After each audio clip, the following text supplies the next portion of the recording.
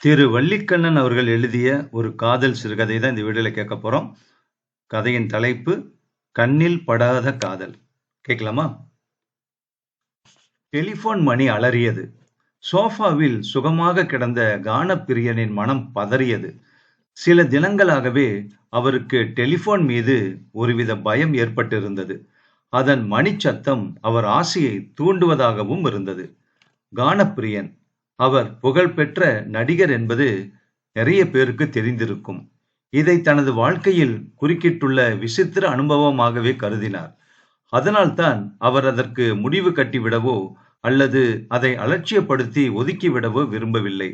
சுவை மிகுந்த இந்த நாடகம் எப்படி வளர்கிறது என்றுதான் பார்க்கலாமே என்னும் ஆசை அவருடைய உள் மனசின் அச்சக் குறுகுறுப்பை அமுக்கிவிட்டு மேலோங்கி நின்றது. இப்பொழுது கூட அப்படித்தான். மணி அலறியதும் அவள்தான், வேறு யாராக இருக்க முடியும்? இந்த வேலைகெட்ட வேளையிலே நம்மை கூப்பிட்டு பேச விரும்புவது வேறு யார் என்று அவரது மனம் முணங்கியது. போனை கையில் எடுக்காமலே இருந்து விடலாமே என்று எண்ணினார் ஒரு கணம். இல்லை, நமக்கும் பொழுது போக வேண்டுமல்லவா? தமாஷாக இருக்குமே அவள் பேசுவது என்ற நினைப்பும் எழுந்தது அவருக்கு. அவர் திடமான முடிவுக்கு வருவதற்குள் டெலிபோன் மணி அலறி தள்ளிவிட்டது. இனியும் காலதாமதம் செய்வது சரியல்ல என்று கருதி அவர் போனை எடுத்தார். ஹலோ என்று இயந்திர ரீதியில் குரல் எழுப்பிய வாய் யாரது என்றும் கேட்டு வைத்தது. வணக்கம் நடிகர் சார், நான் தான் கூப்பிடுறேன். அப்படிங்கிறது உங்களுக்கு தெரியாதா என்ன? எங்கோ இருந்து வந்த அந்த ஒளி தொடர் கனவு குரல் போல் அவர் காதுகளில் ரீங்காரம் செய்தது. தினமும் எவ்வளவோ குரல்களை கேட்கிறேன். யாரோ கூப்பிடுறாங்க, என்னென்னமோ பேசுறாங்க. யார இல்லாட்டி எதை ஞாபகம் வச்சுக்கிறது என்று லெக்சர் அடித்தார் அவர். உங்களுக்கு என்ன யோகவா? கானப்பிரியர் என்றால் சும்மாதானா? கலை உலக ஜோதி, நடிப்பு உலக நட்சத்திரம், ஆஹா என்று நீட்டி நீட்டி பேசியது மறுமுனை குரல். சரி, நீ யார்? அவசரமாக என்ன கூப்பிடுவானே, முதல்ல அதை சொல்லு. கானப்பிரியரின் குரலில் கரகரப்பு தட்டியது. உள்ளத்தை கொள்ளை கொள்ளும் இன்சுவை கீதம் பொழியும் கானப்பிரியர் அவர்களே வாழ்க.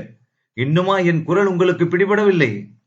தினசரியும் திடீர் திடீரென்று தொல்லை கொடுக்க துணிந்திருக்கிற பீடை, சனியன், தரித்திரம், இப்படி ஏதோ ஒன்று என்றான் அவன்.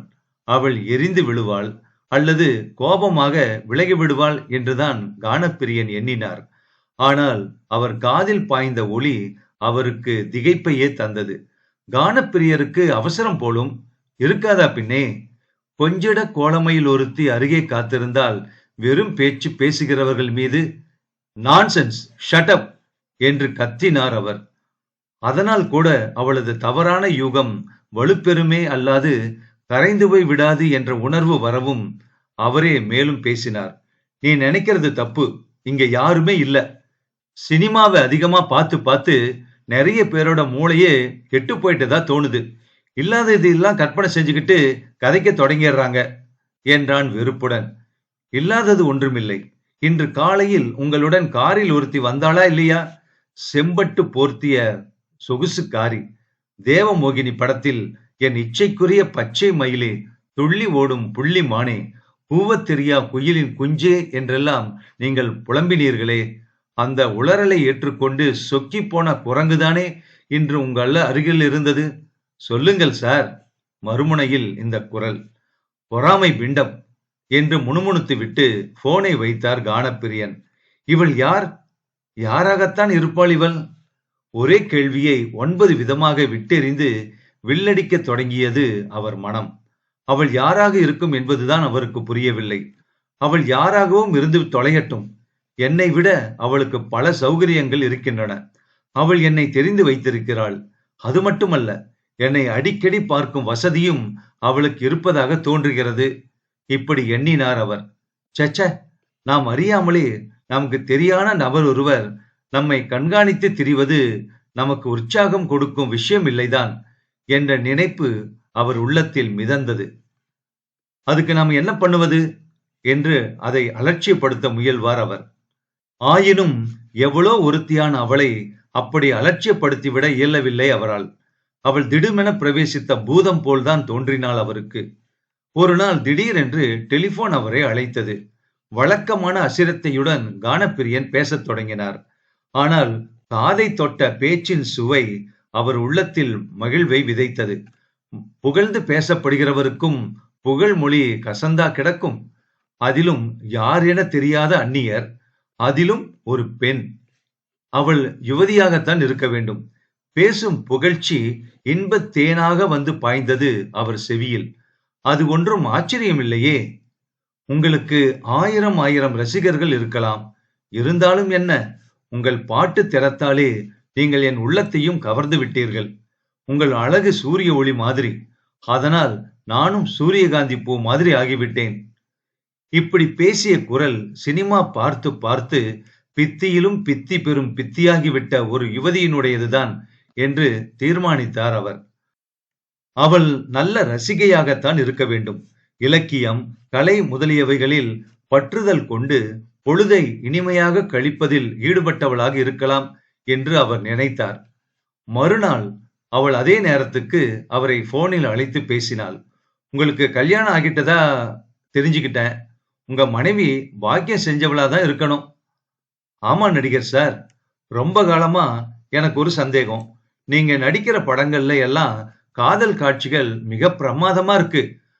ஓடுவதும் பிடிப்பதும் விலகிச் செல்வதும் தேடி காண்பதும் சிரிப்பும் விளையாட்டும், ஆஹா, எவ்வளவு இனிமை நிறைந்த விளையாட்டு. உங்கள் காதல் மனைவியோடும் நீங்கள் இப்படி விளையாடி மகிழ்வதுண்டோ என்று அவள் கேட்டாள். அவருக்கு உடனே கோபம் வந்தது. என்ன வேடிக்கையான பெண் இவள் என்ற எண்ணத்தினால் சிரிப்பும் எழுந்தது. குறும்புத்தனமாக குறுக்கிட்டு வம்பளக்கும் நீ யார், அதை சொல் என்று கேட்டார் அவர். அருமையான சந்தர்ப்பம்.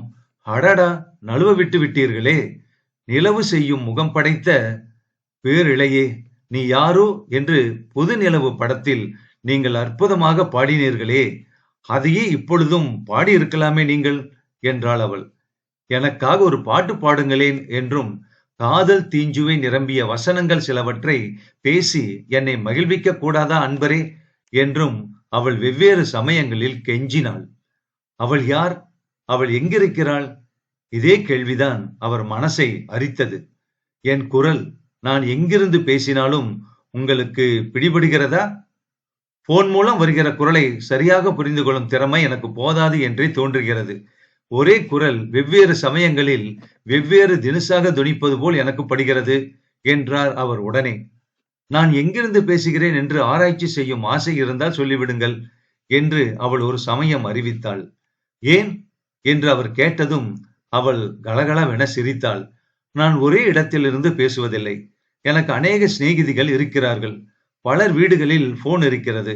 நான் லேடிஸ் கிளப்பில் இருந்தும் பேசுவது உண்டு என்றாள் பதிலுக்கு. சரி, உன் பெயர் என்ன என்று அவர் விசாரித்தார். என்ன பெயராக இருந்தால் என்ன நடிகர் சார்? நாடகமே உலகம். உங்கள் தொழில் மட்டும்தானா நாடகமயமானது? இல்லையே, உங்கள் வாழ்க்கை கூட நடிப்பு நிறைந்ததுதான். ஒவ்வொரு படத்திலும் வெவ்வேறு பெயரால் ஒரே பெண்ணை அழைத்து பழக்கப்பட்டவர்தானே நீங்கள்? என்னையும் ஏதாவது ஒரு பெயரால் கூப்பிடுங்களேன். ஏன், உனக்கென்று ஒரு பெயர் இருக்குமே, அது என்ன, அதை சொல்லேன் என்றார் அவர். புஷ்பா என்று கூப்பிடுங்கள். நான் ஊம் என்று குரல் கொடுக்காவிட்டால் அப்புறம் கேளுங்களேன். அப்படியானால் உன் பெயர் புஷ்பா இல்லை, அப்படித்தானே? உங்கள் ஒளியால் கவர்ச்சிக்கப்படும் புஷ்பம்தான் நான். இந்த விளையாட்டு உனக்கே நன்றாகப்படுகிறதா புஷ்பா? Thanks mister Kanapriyan. ஏன்? நான் விரும்பியபடியே என்னை அழைத்ததற்காக. அன்று அதற்கு மேல் அவள் பேசவில்லை. எனினும் தினம் தினம் இது வளர்ந்து வந்தது. தொல்லை என்று அவர் எண்ணும் அளவுக்கு அது பெரிய அளவில் வளர்ந்து விட்டது. அவ்வளவுதானா? நம் நடவடிக்கைகளை துப்பறிய முயல்கிறாளே அவள் என்ற கோபமும் ஏற்பட்டது அவருக்கு. ஆனாலும் அவளை கண்டுபிடிக்கவோ அவள் பேச்சுக்கு தடை விதிக்கவோ அவர் முயற்சி செய்யவில்லை. ஆகவே அவள் போனில் பேசிக்கொண்டுதான் இருந்தாள். என்னை கண்டுபிடித்து விட்டீர்களா? நான் யார் என்று புரிந்ததா என்று தினம் கேட்டு தொல்லை தந்தாள். நினைத்த வேளைகளில் எல்லாம் போன் செய்து ஒரு பாட்டு பாடுங்கள் என்று கெஞ்சினாள். நீல புடவைக்காரியோடு சிரித்து பேசியபடி சினிமாவுக்கு போனீர்களே, அது யார்? கனகாம்பர பூவை தலை நிறைய சுமந்தபடி திரிந்த சில பெண்களோடு நீங்கள் கடற்கரையில் காட்சி கொடுத்தது உண்டா இல்லையா என்றும் மிரட்டினாள். என்னை சந்திக்க வேண்டும் என்கிற ஆசை உங்களுக்கு இன்னும் வரவில்லையா என்றும் அவள் விசாரித்தாள். கானப்பிரியன் அவளோடு விளையாடுவதில் ஆனந்தமே கண்டார். அதனால் சில சமயங்களில் சில பாடல்களை மெதுவாக முனகி வைத்தார். ஒன்றிரு சமயங்களில் லவ் டயலாக் பேசவும் துணிந்தார் அவர். வசந்தம் வந்துவிட்டது நண்பரே. இன்னும் எத்தனை காலத்துக்குத்தான் நாம் முகமறியா காதலர்களாக பேசி பொழுது போக்குவது என்று அவள் குரல் குலைந்தாள். போனில்தான் அவர் ஒரு இடத்தை குறிப்பிட்டார். நல்ல நேரத்தையும் குறித்தார். எந்தன் இடது தோளும் கண்களும் துடிப்பதென்ன? இன்பம் வருகுதென்று சொல் சொல் சொல் கிளியே என்று இசைத்தாள் அந்த பெண். கானப்பிரியன் நடிப்பு சிரிப்பை சிதறி வைத்தார். குறித்த காலம் வந்தது. குறிப்பிட்ட இடம் சேர்ந்தார் கானப்பிரியன். அவர் கண்கள் புஷ்பத்தை தேடும் வண்டுகளாயின. அவள் குறிப்பிட்டிருந்தபடி நீல புடவையும் அதற்கேற்ற ஜாக்கெட்டும் ஒய்யார தோற்றமும் ஒயில் நிறைந்த போசுமாக காத்திருந்த பெண்ணை கண்டதும் அவர் திடுக்கிட்டு போனார். நம் கண்கள் நம்மை ஏமாற்றுகின்றனவா என்ற ஐயுற்று அவர் தன் கண்களை கசக்கி விட்டு கொண்டார். அவள் குறும்புத்தனமாக சிரித்து வணக்கம் தெரிவித்தாள். அவர் திகைத்து திண்டாடி போய், நீயா, நீதானா பத்மா அது என்று குளறினார். அவர் பார்வை அங்கும் இங்கும் ஓடியது. வேறு யாராவது வந்து காத்திருக்கிறார்களா என்று ஆராய முயன்றது. ஆனால் அங்கு வேறு எவரும் இல்லை. அவள்தான் நின்றாள், விஷமச் சிரிப்புடன் அவரை பார்த்தபடி. ஆமாம், இன்னும் என்ன சந்தேகம்? உங்கள் பத்மாவேதான் என்றால் அவருக்காக காத்திருந்த அவர் மனைவி. நீ செய்தது குற்றம் பத்மா என்று கண்டிப்பு குரலில் பேசினார் அவர். இல்லை இல்லை, போனில் குரலை புரிந்து கொள்ளாமல் போனது உங்கள் குற்றம். பொழுது போகட்டுமே என்ற நினைப்பில் நம் விளையாட்டை வளரவிட்டதும் குற்றம். மனைவியான என்னோடு நீங்கள் தாராளமாக சிரித்து பேசி விளையாட மறந்துவிட்டதும் உங்கள் குற்றம்தான். அதனால் நானாகவே உங்களோடு விளையாட ஆசைப்பட்டேன். அதற்கு கூட எனக்கு உரிமை கிடையாதா என்ன என்று சொல்லி சிரித்தாள் பத்மா. பண்பினால் அவள் என்றுமே குறும்புக்காரிதான். வள்ளிக்கண்ணன் அவர்கள் எழுதிய சிறுகதை முற்றும்.